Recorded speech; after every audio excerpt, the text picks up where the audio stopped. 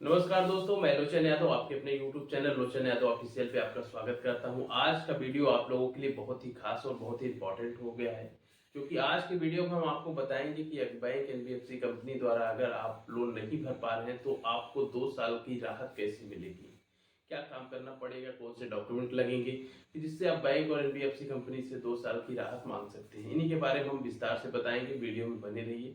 अगर चैनल पे पहली बार हो तो चैनल को सब्सक्राइब कर लीजिए और वीडियो अच्छा लगे तो चैनल को लाइक शेयर जरूर करिए। देखिए, क्या होता है जब आप लोन ले लेते हैं, कोई भी लोन लेते हैं, सिक्योर्ड लोन हो, अनसिक्योर्ड लोन हो, कोई भी लोन हो, आप लोन ले लिए, लोन की ईएमआई आप नहीं भर पा रहे हैं किसी भी कारणवश, या तो आपका बिजनेस नहीं चल रहा है, हेल्थ का इश्यू है, जॉब छूट गई, कोई भी कारण होगा, तो आप बैंक और एनबीएफसी कंपनी को मिल करके सूचना दे करके अपने लोन को 2 साल के लिए बढ़वा सकते हैं या फिर करा सकते हैं, मोनेटरिंग करा सकते हैं और रिकास्टिंग करा सकते हैं। ये सब चीज़ों के बारे में हम आपको बताएंगे कि क्या होता है, कैसे होता है और कैसे आपको करना है।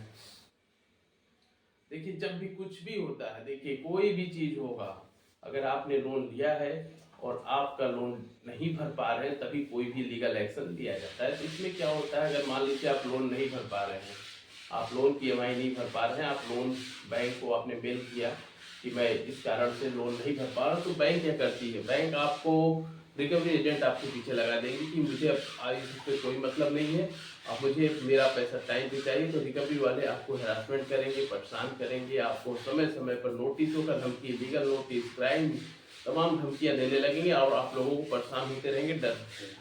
तो हम आपको एक चीज़ बता दें, बैंक आपको कभी नहीं कहेगा, बैंक आपको कभी नहीं कहेगा कि ये आपके अधिकार है। आपको अपने अधिकारों के लिए लड़ना होगा, आपको अपने अधिकार जानना होगा कि अगर आप लोन नहीं भर पाते हैं और कोई जेन्युइन कारण है तो आपको राहत कैसे मिलेगी। इसके लिए आपको बैंक से बात करना पड़ेगा। आप सोचिए कि बैंक आपको रास्ता दिखाएगा, तो ऐसा कुछ नहीं होगा। बैंक का तो उद्देश्य ही है, मेरे पैसे हैं, मुझे टाइम से मुझे लोन दीजिए, ईएमआई दीजिए, वो आपको रास्ता नहीं दिखाएगा। लेकिन आपको अपने रास्ते खुद चुनने पड़ेंगे, आपको बैंक को बताना पड़ेगा, समझाना पड़ेगा और अपने हक के लिए लड़ना पड़ेगा, तब तो आप बैंक आपको राहत देगा, नहीं तो राहत देने की उम्मीद नहीं है। देखिए, होता क्या है, अगर मान लीजिए आप लोन नहीं भर पा रहे हैं तो आप बैंक को एक नोटिस देंगे, आप बैंक को नोटिस देंगे, आप बैंक को नोटिस देंगे, बैंक उस पर कोई रिस्पॉन्स ही नहीं करेगा। आप बैंक में जाकर के लेटर देंगे, आपका लेटर वहीं रखा का रखा ही रह जाएगा, आपका लेटर कोई दिखेगा ही नहीं।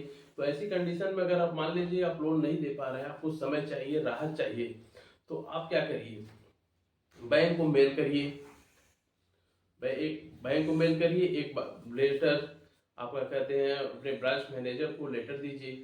अगर उस पर भी कार्रवाई नहीं होता है तो नोडल ऑफिसर को दीजिए, उससे भी नहीं होता है तो 30 दिन के अंदर तो आप आरबीआई में भी कंप्लेन करा सकते हैं। ये तो होती है प्रक्रिया कि आपको कैसे राहत मिलेगी, लेकिन लिखना क्या है, जैसे आपने लोन नहीं भर पा रहे हैं तो एक जेन्युइन कारण, किस कारण से आप नहीं भर पा रहे उसको नोट करके लिख करके आप बैंक को मेल कर दीजिए। लेकिन होता क्या है, बैंक आपके मेल को नहीं देखेगा या फिर नहीं रिस्पॉन्स करेगा, तो उसमें भी स्थितियां होती हैं, समय का बाउंडेशन होता है। कभी कभी आप सोचिए कि जनवरी फरवरी मार्च के महीने में हम अपने लोन को नहीं भर पा रहे हैं, हम अपने लोन को रिस्ट्रक्चर करा लें या फिर लोन को मोनेटरियस करा लें या फिर रिकास्टिंग करा ले, तो ऐसी स्थिति में बैंक आपको नहीं करेगा, क्योंकि बैंक इस समय खुद ही सेटलमेंट की तरफ चल रहा है। बैंक तो ऑफर ही कर रहा है कि आप अपने लोन का सेटलमेंट करिए, लेकिन इस समय नहीं बैंक आपकी बातों को सुनेगा। तो इसके लिए भी समय है। अब जब भी आपको लगता है कि आप लोन नहीं भर पा रहे हैं, लोन की ईएमआई नहीं दे पा रहे हैं, आप अपने लोन को रिस्ट्रक्चर कराना चाह रहे हैं, तो अपने लोन को रिस्ट्रक्चर करा सकते हैं। रिस्ट्रक्चर का मतलब होता है कि आप बैंक से कुछ समय मांगेंगे, हमारी कुछ ईएमआई कम हो जाए, हमारा लोन फिर से रिस्ट्रक्चर हो जाए, उसके बाद आप इस पे लोन की ईएमआई भर के अपने लोन को पेमेंट के जैसे टाइम टू टाइम उसकी ईएमआई भर करके अपने लोन को सेटलमेंट भी करा सकते हैं। ये तो हो गया रिस्ट्रक्चर। मोनोटी अब इसके बाद होता है मोनोटीरियम। मोनोटीरियम मतलब कि आप 3 महीने, 4 महीने, 10 महीने, 12 महीने, 15 महीने, 20 महीने या फिर 24 महीने तक आप लोन कंपनियों से राहत ले सकते हैं कि मैं 3 महीने लोन नहीं भर पाऊंगा, मुझे राहत दे दीजिए, इन 3 महीनों के बाद से मैं लोन भर पाऊंगा। तो इसमें आप बैंक को जब भी डॉक्यूमेंट देंगे तो उसमें जो भी आप चीजें लिखेंगे उसको मेंशन रहना चाहिए कि क्या 3 महीने बाद आपकी नौकरी लग जाएगी, 3 महीने बाद आपका बिजनेस चलने लगेगा, कि क्यों आप 3 महीने की राहत ले रहे हैं। ऐसा लिख दीजिए कि मुझे नौकरी मिल जाएगी। अरे मिलेगी, कब मिलेगी, आपका बिजनेस चलने लगेगा। बिजनेस तो सीजनल भी होते हैं, चल भी सकता है, नहीं भी चल सकता है। तो जो भी डॉक्यूमेंट रहे वैलिड रहे, यानी आप जो उसमें लिख रहे हैं, जो भी नोट कर रहे हो वैलिड होना चाहिए। ऐसा नहीं कि आप 3 महीने की राहत ले ली उसके बाद आप इनका लोन ही ना भरें। तो ये जो मोनेटोरियम होता है इसमें आप राहत मांग सकते हैं। ये राहत 3 महीने से लेकर 24 महीने के बीच में होता है, लेकिन ये आपको तब मिलेगा जब आप अपने अधिकारों के लिए लड़ेंगे। अगर आप सोचिए कि बैंक आपको ऑफर करेगी, तो ऐसा कुछ नहीं है। बैंक तो रिकवरी वाले को लगा देगी, रिकवरी वाले आपको लीगल नोटिस, डिमांड, तमाम नोटिसों के द्वारा परेशान करेंगे, हरासमेंट करेंगे और आपसे पैसे वसूली करेंगे। ये जो चीजें होती हैं कि अगर आप लोन नहीं भर पा रहे हैं तो बैंक से बात करके अपने लोन को, ईएमआई को 2 साल के लिए बढ़ा भी सकते हैं, रीस्ट्रक्चर करा सकते हैं अपने लोन का, मोनेटोरियम करा सकते हैं, अब रिकास्टिंग भी करा सकते हैं। ये सब चीजें हैं, लेकिन इसके लिए आपको मालूम होना चाहिए कि ये होते क्या हैं। जैसा कि हमने आपको बता दिया है कि ये सब चीजें होती हैं, लेकिन अगर आपकी कोई बातें नहीं सुन रहा है तो आपको क्या करना है। कभी भी कोई भी चीज मौखिक मान्य नहीं होता है। आप या फिर सोचे कि हम बैंक में जाकर के बता दें कि मेरे पास दिक्कतें हैं, मैं समय मोहलत चाहता हूँ, तो कोई मोहलत नहीं देगा आपको।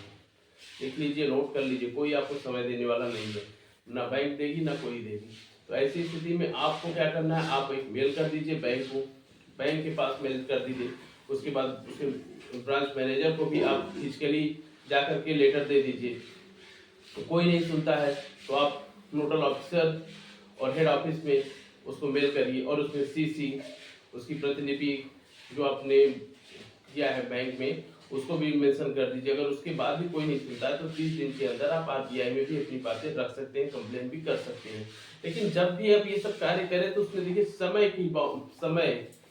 की इंपॉर्टेंस दीजिएगा कि समय किस समय। अगर मान लीजिए जनवरी फरवरी मार्च में आप सोचे कि मेरा लोन रिस्ट्रक्चर हो जाए, मेरे लोन का मोनेटोरियम हो जाए, मेरे लोन रिकास्टिंग हो जाए, तो इस समय आपको नहीं भी हो सकता, क्योंकि इस समय बैंक तो खुद ही आपको ऑफर दे रहा है सेटलमेंट कराने का कि आप लोन नहीं भर पा रहे हैं, सेटलमेंट करा लीजिए। क्योंकि बैंक भी चाहता है कि उसका एनपीए ना बढ़े, वो भी लोन को क्लोज कराने की तरफ चल रहा है। तो इस समय से अच्छा है कि जैसे ही मार्च बीते, अप्रैल मई जून, और आपको लगता है कि आप लोन की ईएमआई नहीं भर पा रहे हैं, तो बैंक को प्रायर नोटिस देते हुए अपने लोन को रिस्ट्रक्चर मोनेटोरियम करा सकते हैं। ये तो हो गया प्रोसेस। लेकिन आपको आपके अधिकारों को भी जानना है। आप सोचिए कि बैंक आपको ऑफर करेगा, बैंक आपको बताएगा कि लोन नहीं भर पा रहे हैं तो ये कर लीजिए, तो ऐसा कुछ नहीं है। आप अपने लोन को अगर नहीं भर पा रहे हैं तो उसकी परेशान होने की जरूरत नहीं है। आप बैंक से बात करके समय ले सकते हैं, ये आपका अधिकार है। इसके लिए आपको क्या करना है, आपको वैलिड डॉक्यूमेंट मतलब कि जो भी आप नोट करेंगे, मेल करेंगे, वो वैलिड होना चाहिए। उसको लगे कि हाँ आप जरूरतमंद हैं, आपने बिल्कुल आप अपनी मर्जी से डिफॉल्ट नहीं कर पा रहे, आपके पास मजबूरियां हैं, आप समय लेना चाहते हैं, बैंक के पैसे को चुकाना चाहते हैं। ऐसा ना लगे कि आपके पास पैसे हैं आप देना नहीं चाहते, ये सब चीजें नहीं होनी चाहिए। ये तो हो गया कि अगर आप लोन की ईएमआई नहीं भर पा रहे हैं, किसी भी कारण लोन की ईएमआई नहीं भर पा रहे हैं, तो आपको कैसे करना है, बैंक से बात कैसे करनी है, बैंक को आपको अपने अधिकारों के बारे में क्या बताना है, आपको बोलना क्या है, आपको किस तरह का मैटर तैयार करना है, इन सब चीज़ों को आपको जानना होगा। और किसी भी तरह की कोई दिक्कत हो, समस्या हो, परेशानी हो तो कमेंट बॉक्स में आप जरूर करिए, मैं आपकी पूरी सहायता करूंगा। इन्हीं के साथ हम आज का वीडियो समाप्त करते हैं। जय हिंद, जय भारत।